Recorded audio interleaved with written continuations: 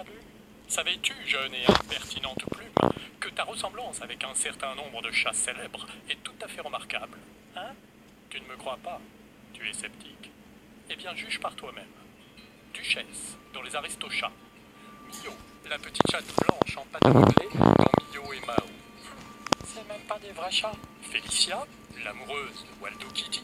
Et le chat de Blofeld, l'ennemi juré de James Bond. C'est des acteurs. C'est même pas leur vraie vie. Insolente. Et si je te disais que de vrais chats angora turcs blancs comme toi ont vraiment vécu et furent célèbres en leur temps, et que leur ressemblance avec toi est troublante au point qu'on pourrait se demander si tu n'es pas la réincarnation de l'un d'entre eux? Ne serais-tu pas intrigué? Ne voudrais-tu pas que je te raconte leur histoire? Ben non, L'angora turc était déjà connu dans la Rome antique. m'en fous.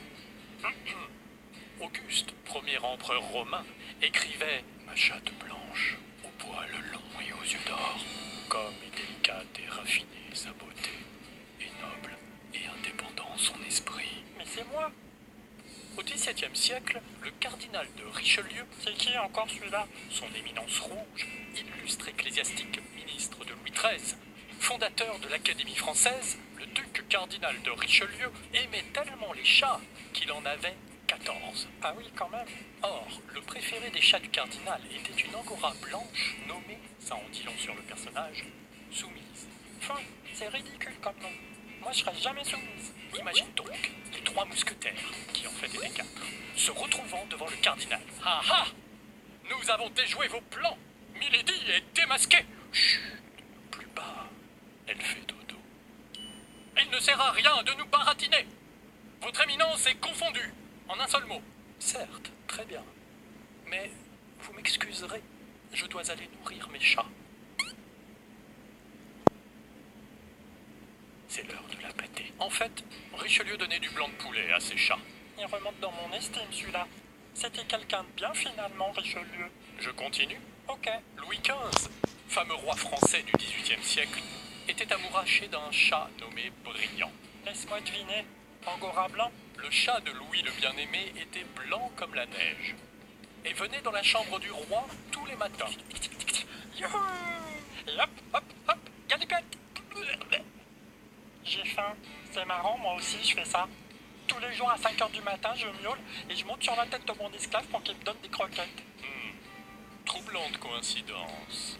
Brillant avait aussi le droit de jouer sur la table du Conseil d'État pendant les réunions. Il assistait donc sur la table du Conseil aux plus importantes prises de décision politiques de son époque, comme par exemple la décision de mettre un terme à la tradition barbare et primitive de massacre de chats à la fête de la Saint-Jean. Nous y reviendrons dans une prochaine vidéo. Oh, ça c'est pas bien. Moi, je monte jamais sur la table pour y manger du jambon en cachette. Vers la fin du XVIIIe siècle, en France, la reine Marie-Antoinette confia ses chats angora turcs au capitaine Samuel Claus qui partit pour le Nouveau Monde. La reine pensait ainsi sauver ses chats des troubles de la Révolution. Après avoir traversé l'océan Atlantique, ils arrivèrent en Amérique dans l'état du Maine, dans la ville de Wiscasset. La ville de la pâtée? Mais non, la ville de Wiscasset.